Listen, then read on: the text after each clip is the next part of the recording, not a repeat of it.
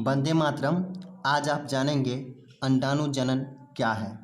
इससे पहले वाले वीडियो में मैं आपको शुक्राणु जनन के बारे में डिटेल से बता दिया हूँ।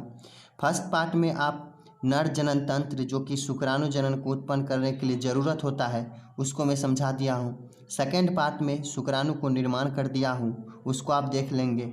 और आज थर्ड पार्ट में आप अंडाणु जनन को देखेंगे जो कि युग्मक जनन के दूसरा भाग होता है। तो युग्मक जनन को थोड़ा रिवीजन कर लीजिए। युग्मक जनन वह होता है जैसे कि नर के वृषण से शुक्राणु और मादा के वृषण से अंडाशय से अंडाणु के निर्माण की प्रक्रिया को युग्मक जनन कहते हैं। ये चीज़ आपको पहले फर्स्ट पार्ट में मिल जाएगा ये सब चीज़ें। उसके बाद आप शुक्राणु जनन और अंडाणु जनन इसके दो भाग होते हैं, यानी कि दो बेटे होते हैं। तो दोनों बेटे के नाम पहले जान लीजिए। शुक्राणु जनन तो जान ही चुके हैं और अंडाणु जनन जो है oogenesis। जो शुक्राणु जनन का थोड़ा परिभाषा जान लीजिए, रिवाइज कर लीजिए। शुक्राणु जनन नर के वृषण से शुक्राणु के निर्माण की प्रक्रिया को शुक्राणु जनन कहते हैं। उसके बाद अब आइए अंडाणु जनन को, जो कि इस वीडियो में आपको पढ़ना है और समझना है।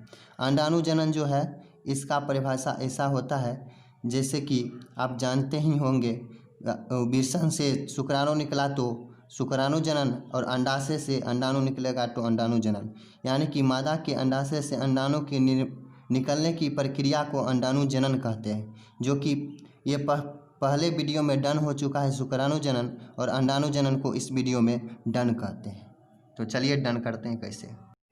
अंडाणु जनन को पहले समझेंगे, उससे पहले हम अंडाणु जनन को बनने के लिए कौन कौन सा जुगाड़ चाहिए, जुगाड़ पार्टी पहले खोज लेते हैं। जुगाड़ ये है कि मादा जनन तंत्र को पहले हम समझ लेंगे, जो कि एक नेक्स्ट टॉपिक बन चुका है। फीमेल रिप्रोडक्टिव सिस्टम यानी कि मादा जनन तंत्र, जो कि दो भागों में बटा हुआ है। जैसे कि नर जनन तंत्र दो भागों में बटा हुआ था, उसी तरह से मादा जनन तंत्र भी दो भागों में बटा हुआ है, यानी कि प्राथमिक लैंगिक अंग तंत्र और द्वितीयक या सहायक लैंगिक अंग तंत्र।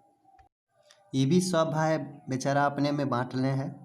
जैसे कि अंडाशय एक जोड़ी होता है प्राथमिक लैंगिक अंग तंत्र, जो कि अकेला है। ओवरी 3 सेंटीमीटर लंबा, 1.5 सेंटीमीटर चौड़ा और 1 सेंटीमीटर मोटा होता है। उसके बाद द्वितीयक या सहायक लैंगिक अंग तंत्र सेकेंडरी और सेक्सरी सेक्स ऑर्गन, जो कि गर्भाशय। पहला है यूट्रस, जिसे हम माँ का कोख भी कहते हैं समाज में, इसे हम कहते हैं। उसके बाद दूसरा है एक जोड़ी अंडवाहिनी ओविडक्ट, यानी कि इसे सेकेंडरी भाषा में फैलोपियन ट्यूब भी कहते हैं, यानी कि एक ही आदमी का दो नाम होता है, इसी तरह से इसका भी 50 नाम हो सकते हैं। यहाँ पे ओविडक्ट, फैलोपियन ट्यूब। उसके बाद तीसरा है एक जोड़ी गर्भाशय गिरवा, यानी कि सर्विक्स कहते हैं स्पेलिंग में इसे इंग्लिश में। उसके बाद एक योनि होता है जो कि नीचे से रहता है, वैजिना। उसके बाद पाँचवा है बाह्य जनेंद्रियाँ, यानी कि एक्सटर्नल जेनेटिलिया। उसके बाद एक जोड़ी ग्रंथियाँ, इसे हम चुच्ची या चुचुक भी कहते हैं समाज में, उसी तरह से इसका भी दो नाम है। यहाँ पे एक जोड़ी ग्रंथियाँ स्तन ग्रंथियाँ, एक जोड़ी स्तन ग्रंथियाँ, और यह चुच्ची या चुचुक यानी कि मेमरी ग्लैंड्स। इस तरह से दोनों भाग को आप समझ गए। जिस तरह से आप शुक्राणु जनन में नर जनन तंत्र को समझे थे अच्छे से, या नहीं समझे हैं तो उस वीडियो को जाकर देख लीजिएगा, आपको अच्छी तरह से समझ में आ जाएगा। और ये भी आई होप कि आपको ये भी अच्छी तरीके से समझ में आ चुका होगा। अब जब इसको ऑपरेशन करेंगे चित्र के माध्यम से, यानी कि गर्भाशय का ऑपरेशन करेंगे, तो उसमें ये सारे भाग का नाम एक एक कपाट खोल के नज़र आएगा। उसको आप चलिए कुछ नज़ारा को देखते हैं। इससे पहले जितने भी मादा जनन तंत्र के भाग के नाम को देखे थे, उसको पढ़े थे, उसको अभी हम इसको चित्र के माध्यम से समझेंगे कि दिमाग में पूरा एकदम फिट एडजस्ट हो जाए। तो इसके लिए एक फिगर है जो कि यहाँ पे गर्भाशय यानी कि बच्चादानी का फिगर है। इससे हम समाज में बच्चादानी बोलते हैं, समझ लीजिए अच्छे तरीक़ा से, आपको अच्छा से समझ में आ जाएगा। इसलिए इस शब्द का यूज किया गया है बच्चादानी। तो आप यहाँ पे बच्चादानी यानी कि गर्भाशय का चित्र, यहाँ पे कुछ इस तरह का फिगर होता है। तो सबसे पहले गर्भाशय का ही नमूना देख लेते हैं।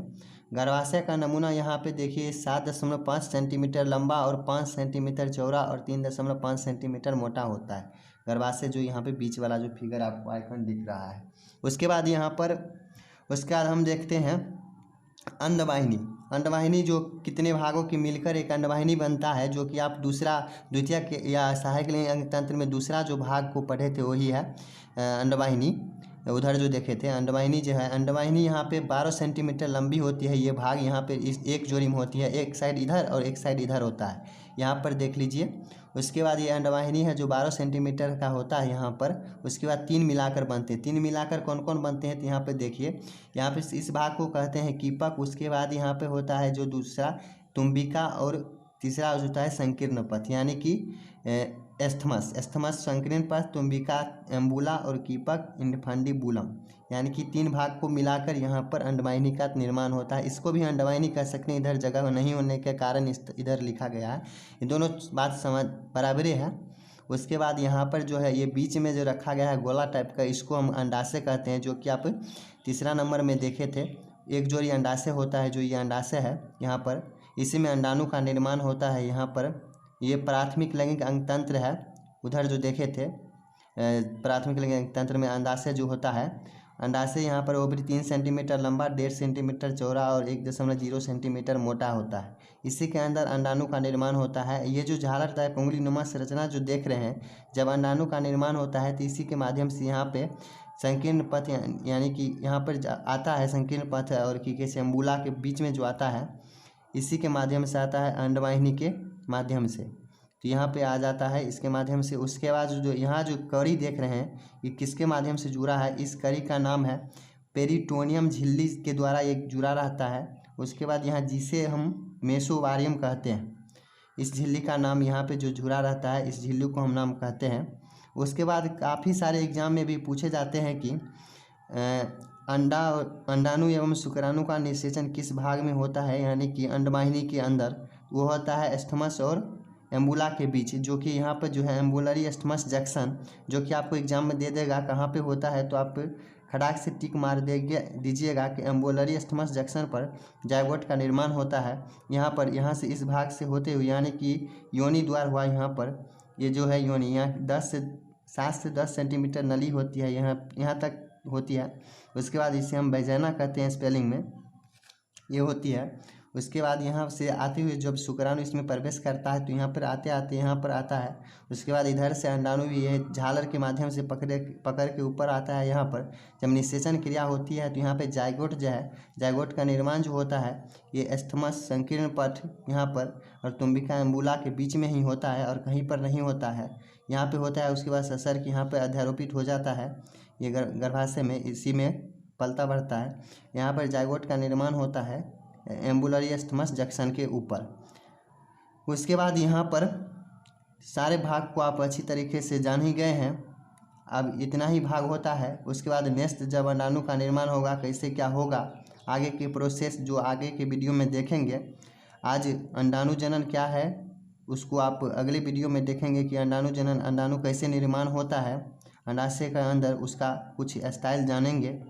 यहाँ तक कि सारी क्रिया आपको समझ में आ गया होगा, मैं आशा करता हूँ। अगर समझ में आ गई हो तो वीडियो को लाइक कर दीजिएगा और चैनल को सब्सक्राइब कर दीजिएगा, और हो सके तो शेयर कर दीजिएगा। और नेक्स्ट वीडियो में आपको नए टॉपिक के साथ मिलेंगे।